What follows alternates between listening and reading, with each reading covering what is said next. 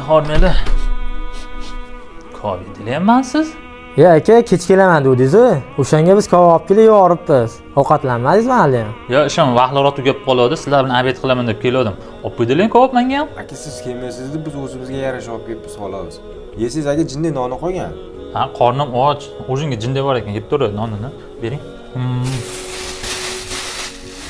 Yo. Akalar ikkita go'sht qolgan ekan, olib qo'yadilar menga. Go'sht qolgan ekanmi?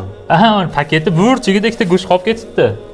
Subhanalloh. Ko'rganimiz yo'qdik biz uni. Rizqingiz kutib turgan ekanda, och bo'lsin. To'g'risi aka, hidini hidlab ko'p yegan. Alloh mehribon, qani ikkita go'sht qolganini.